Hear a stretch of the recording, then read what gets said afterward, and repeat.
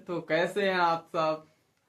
तो शुरू करते हैं आज का लेक्चर नंबर है 8। आज हम जानेंगे क्या, तो क्रोमोसोमल थ्योरी ऑफ इनहेरिटेंस के बारे में जानेंगे, पॉलीजेनिक इनहेरिटेंस के बारे में जानेंगे। उसके बाद क्या जानेंगे, मैप यूनिट जानेंगे। सारी चीज हम जान लेंगे और सारी चीज को बढ़िया तरीके से डिस्कस किया जाएगा। तो जल्दी जल्दी बताइए, कल के लेक्चर में हम लोग क्या क्या पढ़े हुए हैं, क्या क्या रिवाइज किए हुए हैं। तो आपको ये पता है कि हम कल के लेक्चर में क्या जान लिए थे। तो जो दो जीन की वंशागति है उसके नियम से हम क्या जान लिए थे भाई, जरा कमेंट करिएगा। तो उसके नियम से हम लॉ ऑफ इंडिपेंडेंट असॉर्टमेंट जान लिए थे। उसके बाद क्या जान लिए थे हम, तो उसके बाद हम जान लिए थे लिंकेज, जीन क्या होते हैं। चलिए शुरू करते हैं आज का लेक्चर। तो बढ़िया तरीके से पढ़ाई हो रही है ना। My name is Pankaj Kashyap और आपका ये प्यारा सा चैनल CW गुरुकुल में स्वागत है। तो चलिए हम शुरू करते हैं आज का। पहले देख लेते हैं पीछे वाला, कल वाले सारे चीज क्लियर हो गया था कि नहीं, जरूर हमको कमेंट करना। अब एक चीज हम हमको बता दें, बहुत इंटरेस्टिंग चीजें हैं कि जो जो हमारे जो मॉर्गन साहब से TH मॉर्गन साहब थे, उन्होंने क्या किया था कि ड्रोसोफिला मक्खी को तो लिया था, लेकिन मक्खी में भी कैसे मक्खी को लिया था, ये आपको थोड़ी सी हेजिटेशन होगी आपकी, सर ये नहीं बताए थे, ये बता देते हैं भाई। कौन से मक्खी लिया था, तो उन्होंने क्या लिया था, तो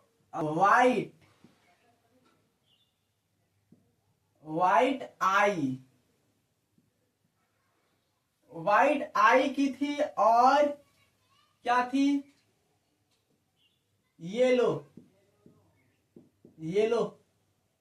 बॉडी वाली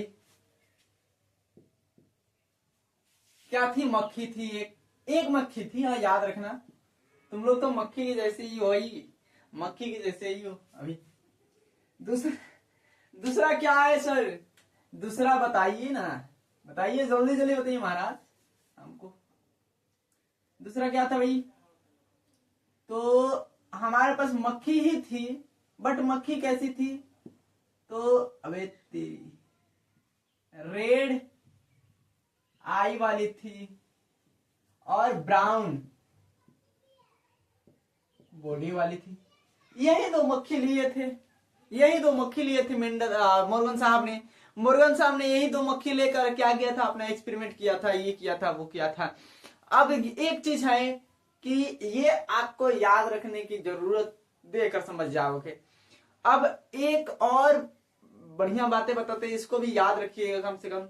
अगर लिंकेज है, हमको बताइएगा, लिंकेज है तो लिंकेज क्यों है, तो सर आप जवाब देंगे क्या कि सर लिंकेज है तो मतलब कि एक जीन पर, एक जो जीन है, एक क्रोमोसोम है, उस पर बहुत सारे जीन होंगे, सटे हुए बहुत सारे जीन होंगे ना, तभी तो क्या होगा, लिंकेज होगा। तभी तो लिंकेज होगा भाई। अगर बहुत दूरी डिस्टेंस ज्यादा है तो लिंकेज कैसे होगा भाई, लिंकेज नहीं होगा। तो आपको यह याद रखना है कि यदि क्या पेरेंटल टाइप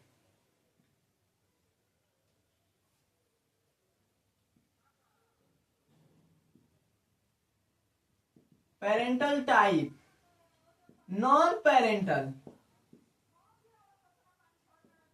पेरेंटल टाइप के इक्वल आ रहा है, तो ये क्या है, ये क्या शो करेगा, लॉ ऑफ सेग्रीगेशन शो करेगा, law of independent assortment show करेगा। क्या करेगा, लॉ ऑफ इंडिपेंडेंट असॉर्टमेंट। हो गया, क्लियर हो गया।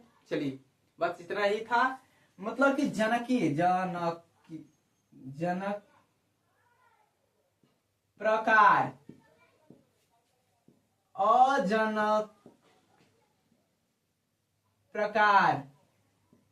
अजनक प्रकार के यदि बराबर आ रहा है, यदि क्या आ रहा है, बराबर आ रहा है, आपको 50% पर ही समझा दिए थे। यदि बराबर आ रहा है तो क्या है, वो लिंकेज नहीं है, वो लॉ ऑफ इंडिपेंडेंट असॉर्टमेंट का क्या है, इंडिपेंडेंट असॉर्टमेंट शो करेगा। समझ में आ गया, क्लियर हो गया। चलो इतना तो हो गया ना, ऐसे तो कोई नहीं होगा। चलो भाई,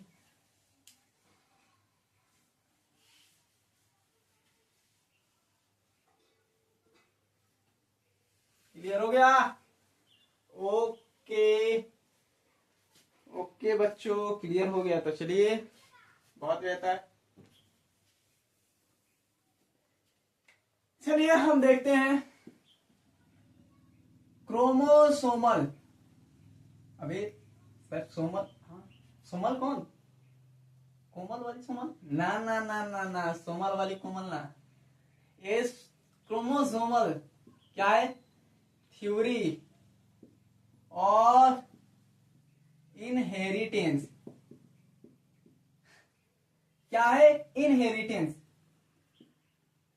वंशागति का गुणसूत्रीय सिद्धांत।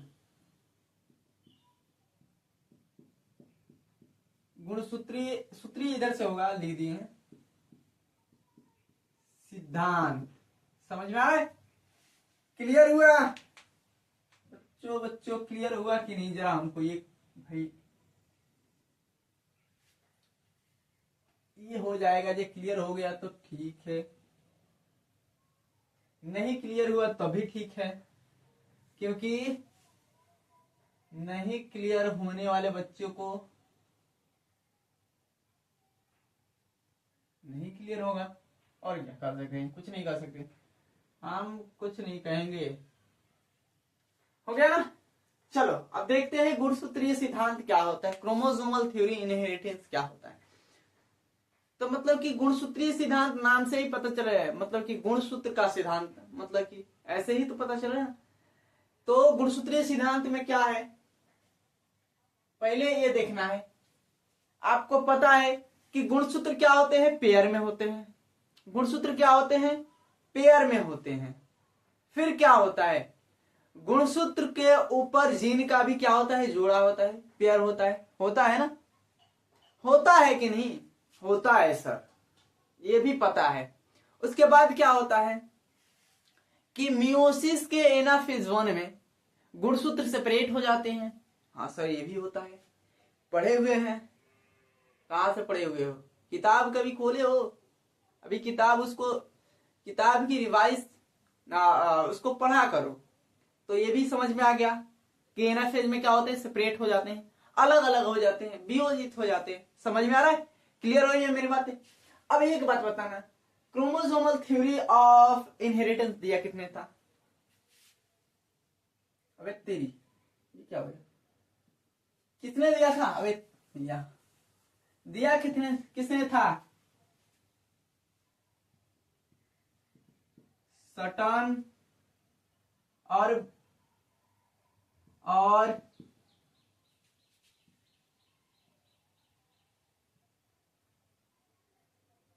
बेबरी।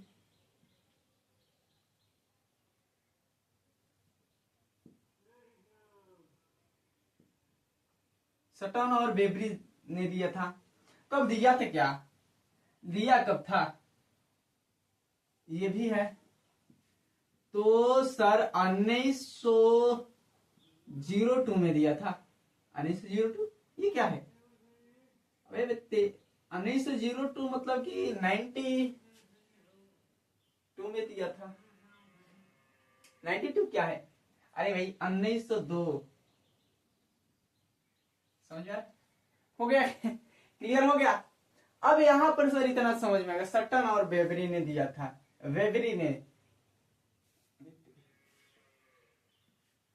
अब ये दे तो दिया, फिर ये इसकी प्रायोगिक प्रमाण किसने दिया? इसकी एक्सपेरिमेंटल प्रूफ किसने दिया? एक्सपेरिमेंटल प्रूफ पूछेगा तो ना ना, मेंडल नहीं, मोर्गन साहब दिए थे। याद आ रहा है, याद आ रहा है, याद आ रहा है। बहुत पिटाओगे, क्योंकि मोर्गन साहब थे क्या, बहुत चालाक, बहुत चतुर थे, उनके पास काफी ज्यादा ज्ञान था मोर्गन साहब के पास। तो मोर्गन साहब ने दे दिया, हो गया। क्या दिया था? एक्सपेरिमेंटल प्रूफ दिया था। एक्सपेरिमेंटल प्रूफ किसने दिया था? तो प्रिय मेंडल जी ने। अबे मेंडल याद नहीं करो, Morgan, TH Morgan, Morgan, Morgan कौन दिए थे? TH मोर्गन साहब ने। TH मोर्गन साहब ने क्या दिया था? तो एक्सपेरिमेंटल प्रमाण दिया था, एक्सपेरिमेंटल प्रूफ दिया था, प्रायोगिक प्रमाण दिया था। लिख दे क्या यार? प्रायोगिक यौगिक प्रमाण। अबे प्रभार हो जा रहा है। प्रमाण, प्रायोगिक प्रमाण किसने दिया था? तो सर TH मोर्गन साहब ने दिया था। ये भी हो गया, चलिए ये भी हम देख लिए। अब जो हमारे वैज्ञानिक बहुत प्रिय जेनेटिक के फादर कौन थे? तो मेंडल साहब थे। मेंडल साहब ने अपने काम को कब से कब तक किया था? तो मेंडल साहब ने अपने काम को 1956 से लेकर और गलत कितना कम, तो 1856 से लेकर 1863 तक दिया था। याद करो, इसीलिए हम ऐसे थोड़ी सी बता रहे हैं कि तुम लोग को क्या हो रहा है। तो थोड़ी सी ये है कि मस्ती भी हो जाएगी इसमें। तो चलिए कब दिए थे? तो 1856 से 1863 के मध्य दिए थे। फिर इनका जो भी कार्यभार था, ये जो भी अपना एक्सपेरिमेंट किए थे, इनका एक्सपेरिमेंट प्रकाशित कब हुआ, पब्लिश कब हुआ? तो सर ये पब्लिश हुआ 1865 में हुआ था। तो था 1865 ईस्वी में। क्या हुआ था? मेंडल साहब का कार्य जो था वो पब्लिश हुआ। लेकिन बेचारे मेंडल साहब के कार्य में बहुत सारे जैसे कि बहुत सारे मैथमेटिक्स अभी बताएंगे, सारे चीज यूज किए थे, जिससे क्या रहा कि 1900 तक अज्ञात रहा। 1900 तक अज्ञात रहा। कब? 1900 ईस्वी तक अज्ञात ही रहा। समझ में आ रहा है? 1900। अब ये अज्ञात रहा, क्यों रहा? अब इसको बताएंगे अज्ञात क्यों रहा। तो बेचारे मेंडल साहब बहुत मैथमेटिक्स के विद्वान थे, जो जेनेटिक के फादर बने थे। उन्होंने क्या किया कि अपने जो एक्सपेरिमेंट था उसमें बहुत सारे मैथमेटिक्स स्टैटिस्टिक्स यूज किया था। अब बेचारे, अब ये जो पेपर था और वैज्ञानिक के पास गया। अब वैज्ञानिक देखे भाई साहब ये क्या लिखे हो मैथमेटिक्स, तो हमको समझ में नहीं आ रहा है। हम आपको पहले बताए थे कि पीछे में बताए थे ये मेंडल साहब के कार्य कब कब क्या हुआ। तो ये सारे चीज लिखा हुआ है एनसीईआरटी के लाइन बाय लाइन लिखा हुआ है पेज में। तो बेचारे मेंडल साहब के जब देखे प्रमाण क्या है भाई, तो ये वैज्ञानिक सब अब बहुत सारे क्या किए गए, इसको इग्नोर करने लगे। कहे भाई अब इसको हम क्या करेंगे देखकर, इसमें मैथमेटिक्स लिखा है बहुत सारे। हम लोग बात कर रहे थे कि हमको क्या जेनेटिक की बहुत सारे बोटनी की बहुत सारे कार्यभार हमको संभालना है, जियोलॉजी के बहुत सारे कार्यभार संभालना है। लेकिन जो मेंडल साहब थे वो क्या ले आए थे कि मैथमेटिक्स लाए थे। तो भाई हम इसको एक्सेप्ट नहीं कर सकते थे, इनके कार्य अज्ञात रहा। फिर दूसरा कारण ये था कि मेंडल साहब ने अपने जो ये जीन है, जीन को क्या बोला था? तो जीन क्या है? कारक है, कारक के जोड़े हैं, कारक के जोड़े एक पीढ़ी से दूसरे पीढ़ी में जाते हैं, one generation to next generation inherited होते हैं। अरे भाई है क्या? ये आपको नहीं बता पाए। ये बताने के लिए तुम लोग को होना चाहिए वहां पे मेंडल साहब के पास, तो ये नहीं बता पाए। अब ये बताने के लिए उनके पास कोई प्रूफ ही नहीं था कि ये बताए तो है क्या आखिर में, ये कारक है क्या, ये फिजिकली है क्या, ये लिखा है कि ये फिजिकली रूप से भौतिक रूप से है क्या, ये बताने में असमर्थ रहे। मतलब वो समझा नहीं पाए भाई। तो अब उसको समझा नहीं पाए तो फिर दिक्कत है। उसके बाद क्या हुआ? तो उसके बाद मेंडल साहब ने क्या किया कि अपना कार्यभार में बहुत सारे क्या किया था कि अब मान लीजिए कि हम आपको कह दिए कि वहां से 100 किलोमीटर दूर जाइए, 100 किलोमीटर दूर गए कि नहीं गए हम यहाँ से बैठकर थोड़ी नहीं देख रहे। यहाँ से हम तो बोल दिए, आप 2 दिन के बाद वहां से हम आपको 1000 रुपया दे दिए, 5000 रुपया दे दिए, 10,000 दे दिए, तो ये तो देख नहीं रहे। तो वो क्या किए कि अपने कार्यभार को अब वैसे ही पब्लिश कर दिए। अब उस समय था क्या कि वैसे पब्लिश कर दिए। अब उस समय क्या था कि अब तुम लोग क्या चला रहे हो कि इंस्टाग्राम चला रहे हो, उसको क्या चला रहे हो, इंस्टाग्राम हो गया, उसके बाद ट्विटर है, इतने सारे मीडिया, सोशल मीडिया नहीं था। कहने का मेरा मतलब है कि सोशल मीडिया नहीं था। सोशल मीडिया नहीं था तो इनका काम उस समय क्या हुआ, संचार की सुविधा उसमें, इसे हिंदी में बोले तो संचार की सुविधा उसमें ये नहीं था। तो इनका कार्य उसके कारण भी क्या हुआ, अज्ञात रहा। और 2-3 कारण ये है जिसके कारण उनका कार्य क्या रहा, अज्ञात रहा। फिर बेचारे 3 वैज्ञानिक हैं, Hugo de Vries, Carl Correns और सेमार्क। 3 वैज्ञानिक ने 1900 ईस्वी में उनका कार्यभार को क्या किया, फिर से ढूंढना खोजना चालू किया। लिख दे, वो भी लिख दे बातें। तो 3 वैज्ञानिक क्या, Hugo de Vries, Carl Correns और सेमार्क।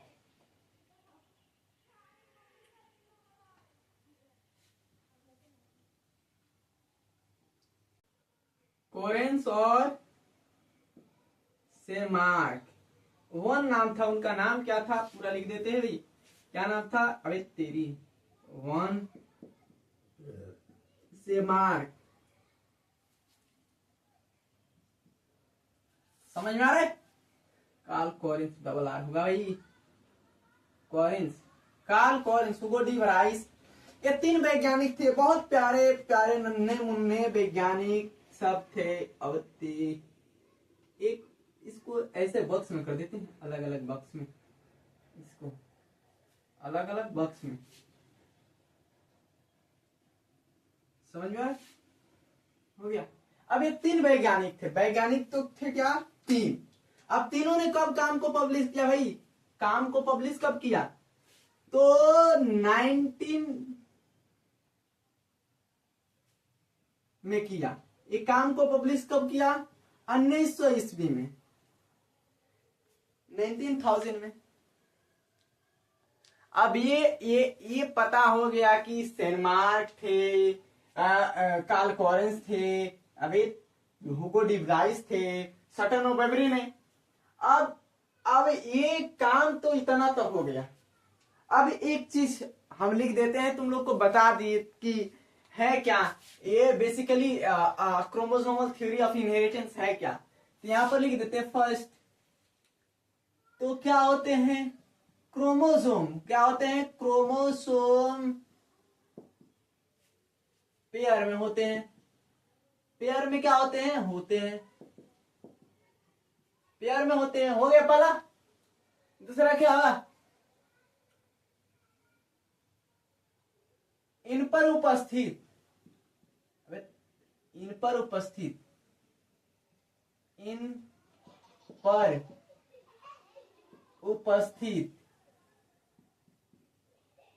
जीन के भी जोड़े होते हैं। क्या होते हैं, जीन्स के पेयर होते हैं, होते हैं ना, जीन के जोड़े होते हैं।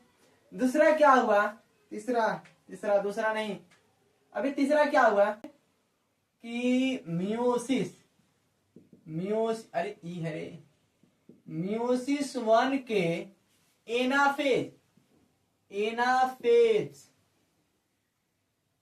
एनाफेज 1 में क्या होते हैं, तो सेपरेट हो जाते हैं, सेपरेट होते हैं, अबे होते हैं, समझ में आ रहा है, होते हैं। अब इतना तो हो गया, क्लियर हो गया ना। अब चलो थोड़ी सी एक बात और कर ली जाए। यहाँ पर यही सारी बातें कर ली जाए, उसके बाद हम कुछ और बातें कर लेते हैं। ये क्या कर रहा है कि क्रोमोसोमल थ्योरी ऑफ इनहेरिटेंस है क्या, पहले है क्या? तो क्रोमोसोम क्या होते हैं कि पेयर में होते हैं। इन क्रोमोसोम के ऊपर उपस्थित जीन पेयर, जीन का भी जोड़ा होता है, मतलब जीन का भी क्या होता है, पेयर होता है। तीसरा क्या करें, मियोसिस 1 के एनाफेज 1 में क्या होते हैं कि ये सेपरेट हो जाते हैं, अलग अलग हो जाते हैं, वियोजित हो जाते हैं। क्या होते हैं? वियोजित हो जाते हैं। समझ में आ रहा है किसी कुछ को? यहां पर अब देखो, अब ये तो हो गया। अब पूछेगा क्रोमोसोमल थ्योरी ऑफ इनहेरिटेंस का जो एक्सपेरिमेंटल प्रूफ था किसने दिया था? तो टीएच मॉर्गन साहब ने। ये पूछेगा क्रोमोसोमल थ्योरी ऑफ इनहेरिटेंस का सिद्धांत किसने दिया था? तो हमारे ये प्यारे यहां पर है सटन और बेबरी। अबे तेरी इधर दिखाई दे रहा है, सटन और क्या है, सटन और बेबरी थे, सटन और बेबरी ही थे। अब यहां पर क्या कर रहा है कि chromosomal theory of inheritance, chromosomal theory of inheritance में अब देखो यहां पर है क्या कि जो हमारे मेंडल साहब थे, मेंडल साहब ने अपने एक्सपेरिमेंट कब से कब किया था? तो 1856 से 1863 के। प्रकाशित कब हुआ, पब्लिश कब हुआ उनका एक्सपेरिमेंट? तो 1865 में। लेकिन बहुत सारे कारणों से इनका क्या रहा, एक्सपेरिमेंट अज्ञात रहा, अज्ञात रहा। और अज्ञात रहा तो क्या हुआ कि 1900 तक ही अज्ञात रहा। उसके बाद 1900 में क्या हुआ कि आए बहुत बेचारे वैज्ञानिक और उनके जो एक्सपेरिमेंट था उनका पुनः खोज किए। उनका पुनः खोज किसने किया? Hugo de Vries, Carl Correns और वैन सेरमार्क किए थे, यही किए थे। इतना हो गया, क्लियर हो गया? ओके, चलिए कुछ और नया बता दी जाए, बता दी जाए। ओके चलो भाई, इतना तो हो ही क्या होगा, हो गया ना? चलो तब तो ठीक है। अभी बारिश वारिश की मौसम है, थोड़ी सी बरसात हो रही है। चलिए अब हम एक चीज देख लेते हैं। तो जेनेटिक मैप या हम लिंकेज मैप देख लें। लिंकेज मैप क्या होता है जरा कमेंट करना भी मेरे। लिंकेज मैप क्या होता है? अभी लिंकेज मैप, मैप सर नींद लग रहा है, हाँ नींद लग रहा है, सोने जाना है। कहाँ पे सोने जाना है?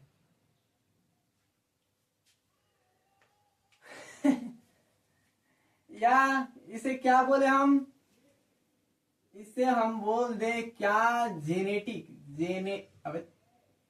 जेनेटिक मैप, मैप आसानी से जेनेटिक मैप बोल दे मेरे भाई। कड़क कड़क एकदम एनर्जेटिक होकर पढ़ोगे तो वैसे ठीक लगेगा, और थोड़े से हंसते रहोगे तो और बढ़िया लगेगा।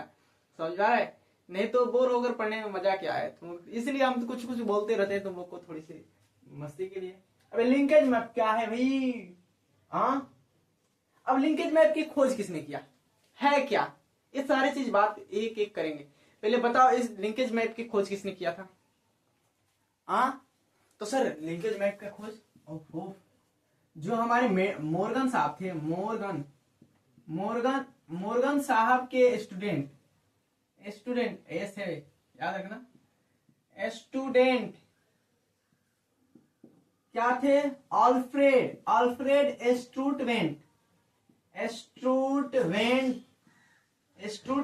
थे, अल्फ्रेड स्टूटवेंट थे।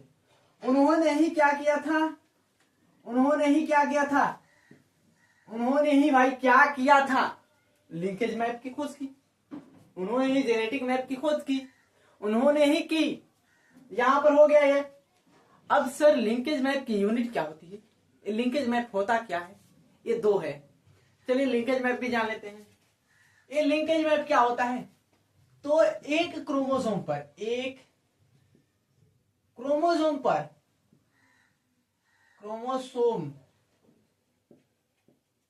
पर उपस्थित जितने भी जीन होते हैं, लिख दे, जीन के बीच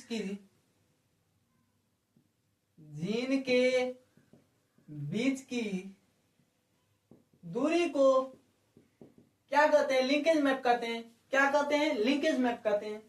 अबे लिंकेज मैप कहते हैं। लिंकेज मैप कहते हैं। लिंकेज मैप कहते हैं। क्या कहते हैं? लिंकेज मैप कहते हैं। हो गया। मतलब कि अगर एक क्रोमोसोम है, मान लो एक क्रोमोसोम है, क्या है? एक क्रोमोसोम है, मान लो। मानने में क्या जा रहा है? मानने में तो हम भगवान को भी मान लेते हैं, भगवान का घर हमारा है।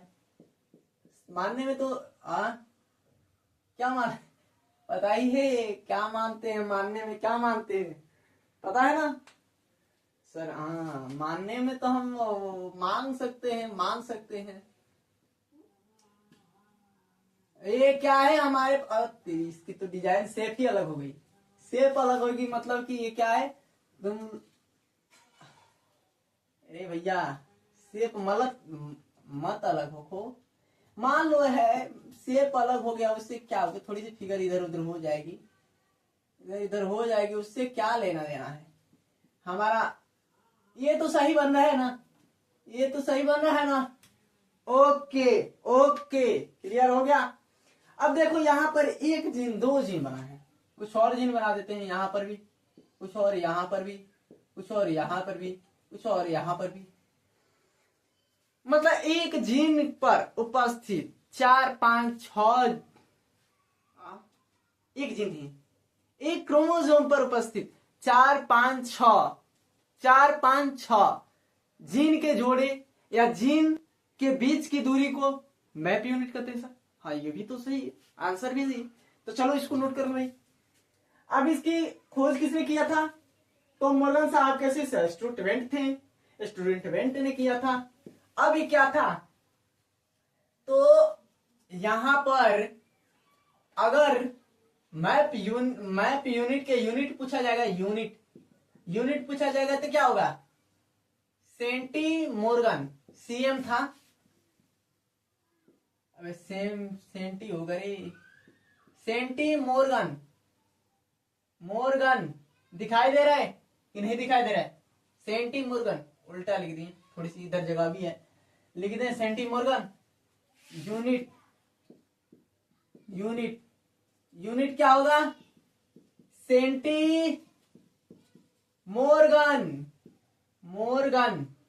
सेंटीमोर्गन। यानी इससे किसे सूचित किया जाता है भाई? तो सीएम। जो वैज्ञानिक हमारे स्टूडेंट थे, देखो कितने बढ़िया अपने गुरुजी के क्या बोलते हैं, उसको दक्षिण, अरे गुरु दक्षिणा, क्या बोलते हैं? गुरु दक्षिणा में क्या दिए थे? गुरु दक्षिणा में तो उनके ऊपर एक यूनिट बना दिया। चलो यूनिट बना दिए गुरुजी, यहाँ पर यूनिट दे देना सबको। हाँ, ये आपके यूनिट से काम करेंगे। तो इतना तो हो गया क्लियर, थोड़ी सी हंस भी लिए, इतना तो हो गया ना? ओके। आप एक चीज और लिख देते हैं यहां पर। अगर 1% आरएफ क्या है? 1% आरएफ क्या है? तो रिकॉम्बिनेशन फ्रीक्वेंसी है। रिकॉम्बिनेशन फ्रीक्वेंसी है। क्या है? फ्रीक्वेंसी मतलब कि क्या है?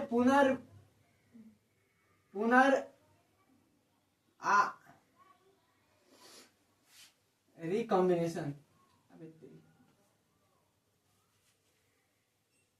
यहां पर क्या दिया है? Recombination frequency. थोड़ी सी बातें क्या है कि गोल गोल हो गई है।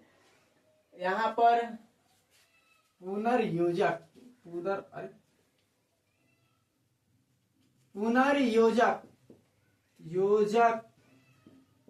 आवृत्ति, आवृत्ति पुनर्योजक आवृत्ति, अब हो गया ना। हाँ, रिकॉम्बिनेशन फ्रीक्वेंसी पुनर्योजक आवृत्ति अगर 1% होगी ना तो उसे क्या माना जाएगा, 1 मैप यूनिट। क्या माना जाएगा, 1 मैप यूनिट, मैप यूनिट, समझ में आ रहा है, 1 मैप यूनिट माना जाएगा। समझ में आ रहा है, क्लियर हुआ कि नहीं। 1% RF अगर रिकॉम्बिनेशन फ्रीक्वेंसी होगी, अब मान लो क्या है, यहां पर हम लिख दिए कि मान लो P है, P और क्या है, Q है, Q के बीच की रिकॉम्बिनेशन फ्रीक्वेंसी मान लो 25% है, तो यहां पर लिख दो, यहां पर क्या होगा, P होगा, यहां पर Q होगा, और इसके बीच की मैप यूनिट कितनी होगी, तब 25 मैप यूनिट होगी, 25 मैप यूनिट होगी, 25 सेंटीमोर्गन होगी, सी लिख दे, 25 मैप यूनिट सी सेंटीमोर्गन, यही नहीं लिखे थे, तो हो गया, क्लियर हुआ, ओके। चलिए क्वेश्चन लगा लेते हैं, हो गया, वीडियो को पॉज करके नोट कर लेना, हो गया ना, ओके। चलो लगा लेते हैं क्वेश्चन में।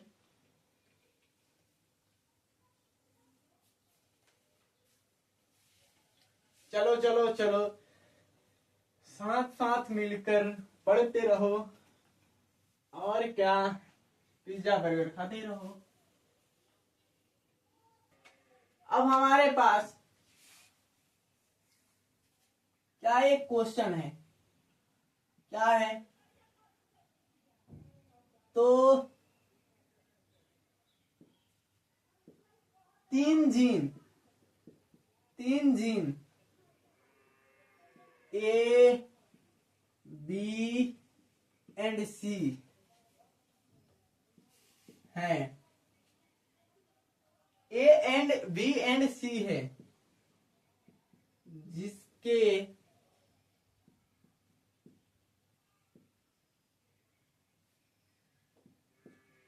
बीच की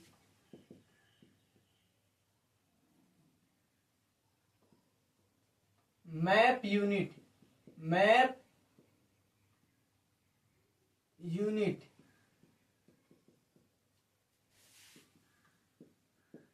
क्या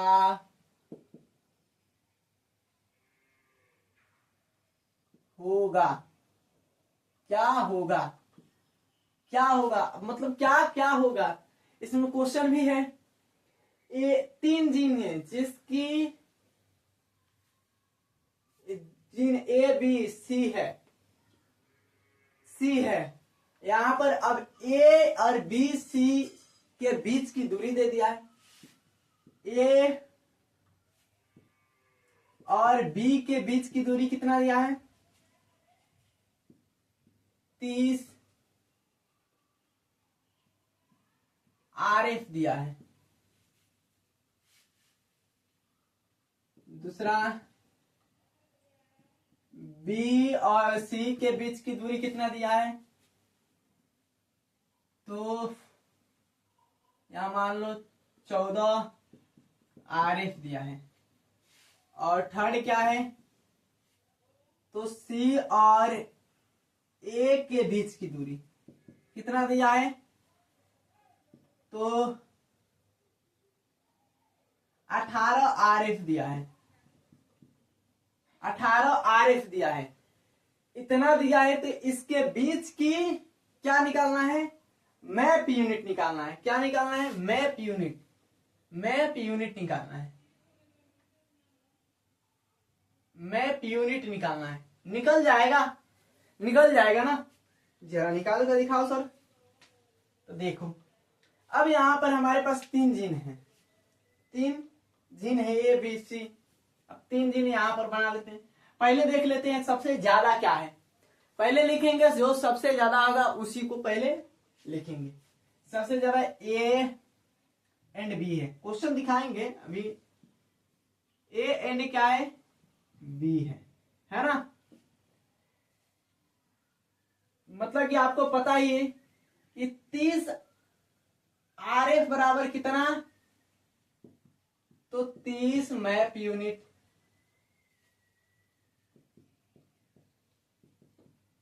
इसको बनाएंगे कैसे, 30 मैप यूनिट होगा, 30% नहीं लिखेगा, हो गया ना। अब देखो यहां पर तो हो गया, अब क्या देखना है कि बी और सी, बी और सी के बीच की दूरी देखना है। तो यहां पर ये करना है, यहां पर ये जोड़ लेना, कितना हो रहा है, 44 हो रहा है। कितना हो रहा है भाई, 44 हो रहा है। ये क्या हो रहा है, 44 हो रहा है। अगर यहां पर ये 44 से ये ज्यादा होता है, ये 44 से ज्यादा होता है, 44 से ये क्या होता, ज्यादा होता, ज्यादा होता, तब हम बताएंगे क्या होगा। अब देखो बी और सी, बी से सी इधर भी होगा और सी बीच में भी हो सकता है, मतलब सी यहां पर भी हो सकता है, सी यहां पर भी हो सकता है, मतलब 14% सी यहां पर भी हो सकता है, यहां पर भी हो सकता, प्रोबेबिलिटी है। हो गया 14%। अब देखो यहां पर क्या है, अब ये क्या है, 44 से तो ज्यादा है नहीं, 44 से ज्यादा है नहीं, ते सी किधर होगा, ए सी से ए या ए से सी किधर होगा। तो यहां पर देखो, यहां पर अगर है नहीं 44 से ज्यादा, तो यहां पर ये तो क्या होगा, बीच में ही होगा, मतलब कि 18% क्या होगा, बीच में ही होगा, 18% क्या होगा, बीच में ही होगा। समझ में आ रहा है, क्लियर हो रही है मेरी बातें। नहीं समझ में आया होगा सर, नहीं समझ में आया होगा, जरा हमको फिर से समझाइए। 14 map unit, MU MU MU हो गया। अब ये कैसे होगा सर, फिर एक बार समझाइए। देखो यहां पर फिर क्वेश्चन में क्या कर रहा है, यदि पहले हम तो लेंगे क्या, जो ज्यादा होगा, जो ज्यादा होगा, जिसके बीच की फ्रीक्वेंसी ज्यादा होगी, अब जो जिसके बीच की रिकॉम्बिनेशन फ्रीक्वेंसी क्या होगी, ज्यादा होगी, उसी को लेंगे। तो ए और बी के बीच की है सर, ये भी सही हो गया। चलिए अब ये क्या होगा यहां पर, तो यहां पर देखेंगे कि अब बी और सी की, तो बी सी इधर भी हो सकता था, इधर भी हो सकता था, बी सी, मतलब कि बी सी अगर ये क्या होता 44 से, ये क्या होता, ये 44 से ज्यादा होता, तो सी इधर हो सकता था। 44 से ज्यादा होता तो मतलब कि यहां पर देखो, ये से यहां पर क्या होता, सी 44, मान लो 44 से ज्यादा क्या 45 लिख देते, तब क्या होता कि बी बीच में होता, बी क्या होता, बीच में होता। अब बी कैसे बीच में होता, तो यहां पर 44 से ज्यादा होता, तो मतलब कि ये क्या होता, कम होता, ये क्या होता, कम होता, कम होता ना, मतलब कि ए से बी मतलब कि 10, और क्या होता, तो बी से सी कितना होता, बी से सी अभी एक क्वेश्चन इस पर बना देते हैं, घबराओ मत, अभी क्वेश्चन इस पर एक बना देते हैं। तो बी से सी कितना होता है यहां पर, तो बी से सी कुछ और होता ना, और सी सी तो ये है, ये है, तो ये हो गया ना। अब चलो ये क्वेश्चन समझ में आया नहीं आया, फिर से हम बनाते हैं एक और क्वेश्चन, इस क्वेश्चन को नोट कर लो, फिर से समझ में आएगा। क्लियर हुआ, ओके। नहीं समझ में आया, तुम सब भाई कहते हैं ना, मेरे पास इतने बैल बुद्धि वाले बच्चे हैं भाई साहब, उसको कहना नहीं है, हम कहेंगे कुछ और, वो जाएगा कुछ और। हम मैथ पढ़ा थोड़ी नहीं रहे इसको केवल, बट हाँ अब देखो यहां पर है क्या, यहां पर हम मान लेते क्या होता, तो यहां पर अबे तेरी 37 मान लेते, कितना होता है 37 मान लेते, यहां पर 14 ये है, यहां पर क्या मान लेते 18 मान लेते, 18 मान लेते। अब देखो यहां पर कौन सबसे ज्यादा है, तो ये मतलब ए से सी हो गया ना, ए से सी कितना तो 37 हो गया। अब 37 हो गया सर, तो ये तो हो गया। अब देखो यहां पर है क्या कि ये 18 और 14, 32, यहां पर 13 कर देते हैं, 13। ठीक है, ओके, हटा दी। अब देखो यहाँ पर ए से बी कितना है, 18। तो मान लो ए से बी सर 18, ए से बी 18, 18, 18 MU, और बी से सी कितना है सर, 13। तो बी से सी क्या होता है, 13, 13 MU मैप यूनिट। हो गया ना, क्लियर हुआ कि नहीं, क्लियर हो गया मेरे भाई। पिछले वाले भी क्वेश्चन क्लियर हो गया था, ये वाला भी क्वेश्चन अब जाकर क्रिस्टल क्लियर होगा समझ में। तो इतना हो गया, चलिए ये तो ठीक है कि हो गया, चलो मिटा दें। ओके सर, चलिए मिटा दीजिए, मिटा दीजिए।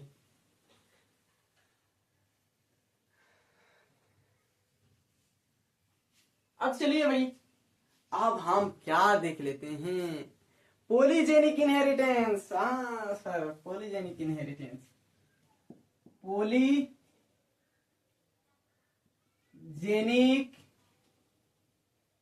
Inheritance, inheritance, polygenic inheritance. अरे रे रे रे, क्या हो गया भाई, पॉलीजेनिक इनहेरिटेंस, बहु बहु बहु से याद क्या पड़ रहा है, बहुजीनी वंशागति, बहुजीनी वंशागति। हो गया ना, चलो चलो चलो, बहुजीनी सर, बहुजीनी याद पड़ रहा है, बहुजीनी। चलो यहां पर देख लेते हैं भाई, बहुजीनी याद मत रखो। अब ये बहुजीनी होता क्या है, बहुजीनी वंशागति क्या होता है सर, हमको बताइए जरा। तो मान लो हमारे मेंडल साहब बहुत महान थे, उनको भाई प्रणाम करना पड़ेगा ना। तो मेंडल साहब क्या थे कि कहे थे कि अगर एक जीन है तो एक ही क्या लक्षण को क्या करेगा, नियंत्रित करेगा। मान लो अगर कलर वाला है तो कलर को नियंत्रित करेगा, सीड शेप के तो सीड शेप को करेगा ना, सीड शेप को ही नियंत्रित करेगा। तो कलर के नियंत्रित करने वाले जीन बोले थे मेंडल साहब ने। अब हम लोग यहां पर लोग देखे कि भाई ये मेंडल साहब क्या बोले कि कलर वाले जीन को एक ही जीन नियंत्रित कर सकता है, नहीं। तो इसमें क्या है, बहुजीनी वंशागति, ये मेंडल साहब के वंशागति से अलग थी, ये मेंडल साहब के वंशागति से अलग थी। तो अलग क्या थी, इसमें एक लक्षण को 3 क्या होते हैं, 3 जीन मिलकर क्या करते हैं, 3 जीन मिलकर क्या करते हैं, नियंत्रित करते हैं। 3 जीन मिलकर क्या करते हैं, इसको कंट्रोल करते हैं। समझ में, जो हमारे चिराग वाले जीन है वो निकलते हैं और चारों तरफ से क्या करते हैं कि उसको कवर कर लेते हैं। तो यहां पर दिखाई दे रहा है। तो एक लक्षण को क्या करते हैं, एक लक्षण, एक कैरेक्टर को क्या करते हैं, एक से अधिक जीन कंट्रोल करते हैं। अब भाई करते ही तो है, तो कितने, तो 3। अब देखो इसे मात्रात्मक वंशागति भी कहा जाता है। अरे गिर रहा है भाई, इसे क्या बोला जाता है, मात्रात्मक वंशागति, मात्रात्मक वंशागति, मात्रात्मक वंशागति। समझ में आ रहा है, हो गया, ओके। तो ये तो हो गया कि मात्रात्मक वंशागति बोला जाता है सर। हाँ, मात्रात्मक वंशागति। अब ये मात्रात्मक वंशागति क्यों बोला जाता है, मतलब कि ये पता ही है कि 3 जीन मिलकर नियंत्रित कर रहे हैं, तीन तीन जीन मिलकर, तो इसमें मात्रा भी, मतलब जैसे कि कुछ नंबर है, तो कुछ नंबर क्या है, कुछ जीन मिलकर इसे नियंत्रित करते, नंबर की वजह से इसे मात्रात्मक वंशागति बोला गया। ये तो हो गया। अब 3 जीन थे कौन, 3 जीन थे कौन, तो यहां पर 3 जीन थे, ए बी बी सी सी। ये 3 जीन मिलकर क्या करते हैं, एक कैरेक्टर को नियंत्रित करते हैं, है ना, 3 जीन मिलकर।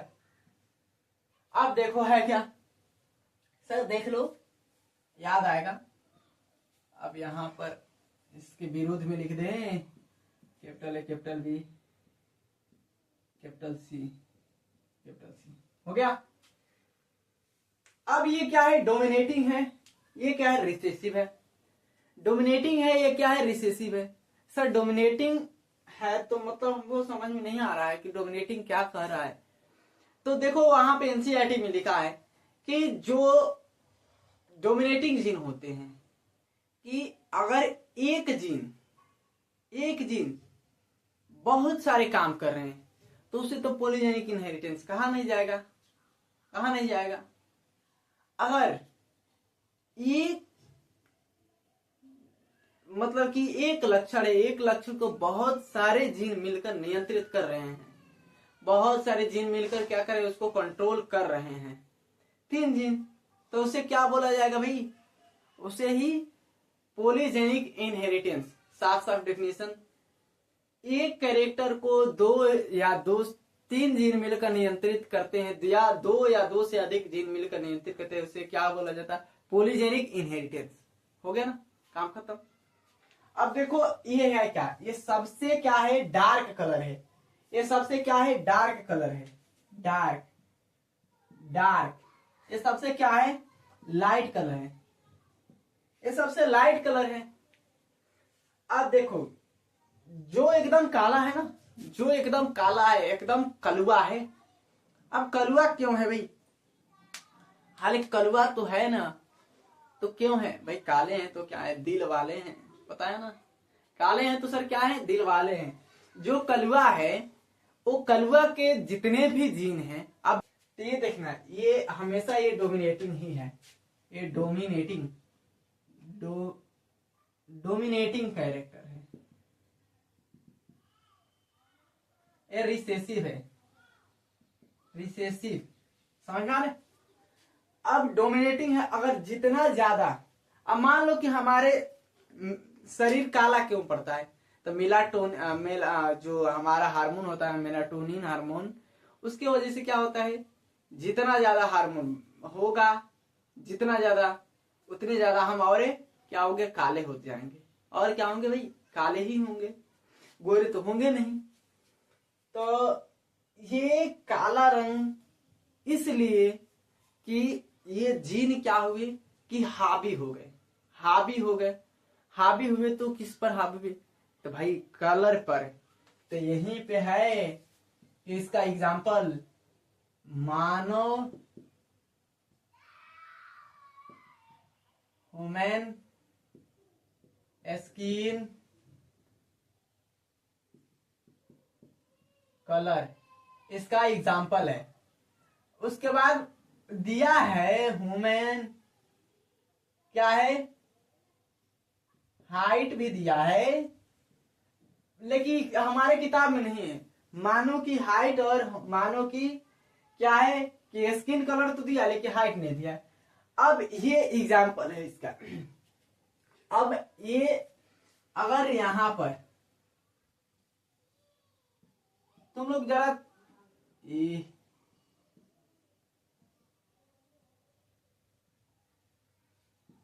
अब यहां पर लिख देते हैं,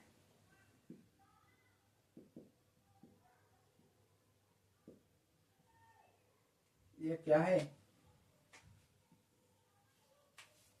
तो सर यहां पर तो दिखाई दे रहा है कि यहां पर ये और भी कलर आ गया, जिसे क्या बोला जाता, ऐसे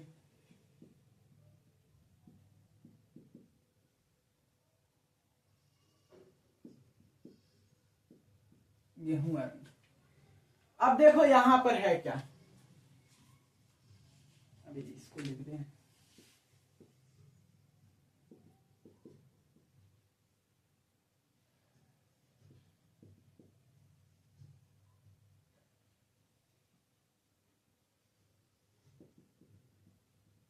क्वांटिटेटिव इनहेरिटेंस, सारे बच्चे यहाँ पर ध्यान हम बोलने दिए थे। अब देखो यहाँ पर इतना तो हो गया, ये इतने ही है। यहाँ पर पॉलीजेनिक इनहेरिटेंस का एग्जांपल कौन है, तो मानव के स्किन कलर, मानव के हाइट नहीं दिया है बट उसको याद नहीं करेंगे। यहाँ पर क्या है कि अगर कोई लड़का, अगर मान लो कि तुम अगर क्या हो रहे धूप में, क्या हो रहे कि ज्यादातर क्या हो रहे घूम रहे हो, तो तुम्हारे शरीर में मेलाटोनिन की मात्रा क्या होगी, बढ़ जाएगी। बढ़ जाएगी, क्यों बढ़ेगी कि हाई रेडिएशन होता है, खराब रेडिएशन से बचाने के लिए, सनलाइट के जितने भी खराब जो रेडिएशन होते हैं उससे बचाने के लिए तुम्हारे स्किन को। नहीं तो अगर रेडिएशन डायरेक्ट पड़ेगा तो क्या होगा, अगर तुम धूप में ज्यादा घूम रहे हो तो क्या होगा, तो जो स्किन कैंसर है वो होने की क्या होगी, प्रोबेबिलिटी होगी। अगर इसीलिए क्या होता है कि हमारा जो मेलाटोनिन है, जो डार्क कलर है, वो क्या होता है, हावी हो जाता है। क्या होता है, हावी हो जाता है। और जब हावी हो जाता है तो क्या होता है कि आदमी काला पड़ जाता है, आदमी काला दिखाई देने लगता है। वहीं क्या हो, एटमॉस्फेयर की चेंजिंग की वजह से होता है। जैसे कि आप, जैसे कि तुम जैसे वातावरण में रहोगे वैसे होगा। अब जो अभी एक व्यक्ति को भेज दे हम कहाँ पे, शिमला में भेज दे, एक व्यक्ति को कहाँ भेज दे तो हम रूस में भेज दे, एक व्यक्ति को कहाँ भेज दे तो मतलब एकदम ठंडे वाले जगह पर, तो वहां पर क्या है कि सनलाइट तो पड़ेगी नहीं स्किन पर, तो हमारा क्या होगा कि शरीर ढका हुआ रहेगा। शरीर ढका हुआ रहेगा तो मेलाटोनिन की मात्रा क्या होगी, घट जाएगी। जिससे क्या होगा कि जो स्मॉल ए स्मॉल बी स्मॉल सी वाला क्या है, जीन है, ये 3 जीन है, 1 2 3, 3 जीन मिलकर मतलब कि 6 प्रकार का रेल है। 3 जीन मिलकर क्या करते हैं, उसको संभालने लगेगा। और वहां पे क्या होगा, ये क्या हो जाएगा, रिसेसिव हो जाएगा, ये क्या हो जाएगा, डोमिनेटिंग हो जाएगा। मतलब कि डोमिनेटिंग माना जाता है कि है क्या, डोमिनेटिंग ही है। तो उस समय क्या होगा कि तुम्हारे जो कलर है, जब ठंडे वाले जगह पर जाओगे, तुम्हारी स्किन धूप में नहीं पड़ेगी, तो क्या होगा कि वहां पे तुम्हारे मेलाटोनिन की मात्रा घट जाएगी। घट जाएगी मेलाटोनिन की मात्रा, तो क्या होगी कि जो लाइट कलर है, लाइट कलर दिखाने देना, तो वहां पे क्या होगा, तुम गोरे दिखाई दोगे। क्या होगा, गोरे दिखाई दोगे। अभी जितने भी क्रीम फ्रीम यूज कर रहे हैं वो क्या है कि वो गोरे होने के लिए, वो क्या है उनके स्किन पर अभी क्या है कि उसकी रिएक्शन हुई नहीं है। देखना कभी कभी कि जो ज्यादा धूप में क्या होता है, जो लगाता है, जो ज्यादा धूप में घूमता है, उसको क्या होती है, उसकी चेहरा पूरा लाल हो जाती है, रेडनेस हो जाती है उसके फेस। तो है क्या, अब ये क्या है, ये इंटरमीडिएट क्या है, कलर है, इंटरमीडिएट कलर है। क्या है, इंटरमीडिएट गेहुआ रंग है। गेहुआ रंग मतलब कि मान लो ना ही काला ही है, ना ही कलुआ, मतलब ना ही कलुआ है, ना ही क्या है, इंद्रदेव कि वहां पे क्या बोलते हैं उसको, परी है, उसको डांस वांस कराते हैं इंद्रदेव, तो वो है। मतलब कि दोनों में से कुछ नहीं है। तो क्या है, मिड वाला है। मिड वाले मतलब कि हम लोग तो काले ही हैं भाई, हम लोग गोरे कौन है। तो वो मिड वाला है, इंटरमीडिएट कलर है। समझ में आ रहा है। तो पॉलीजेनिक इनहेरिटेंस बस इतना ही था कि पॉलीजेनिक इनहेरिटेंस एक लक्षण को एक से अधिक जीन मिलकर क्या करते हैं, कंट्रोल करते हैं। एक कैरेक्टर को क्या करते हैं, एक से अधिक क्या करते हैं, जीन मिलकर इसको कंट्रोल करते हैं। अब मोर देन कितने, तो मोर देन 3 जीन। यहाँ पर क्या है, इसे क्वांटिटेटिव इनहेरिटेंस से बोला जाता है। क्या बोलते हैं, मात्रात्मक वंशागति। गेहुआ रंग इंटरमीडिएट, ये क्या है, लाइट, सबसे लाइट कलर है। इतना तो हो गया ना, क्लियर हो गया। आई होप तो ये वीडियो समझ में आएगा, बढ़िया भी लगा होगा। तो चलिए मिलते हैं नेक्स्ट वीडियो में।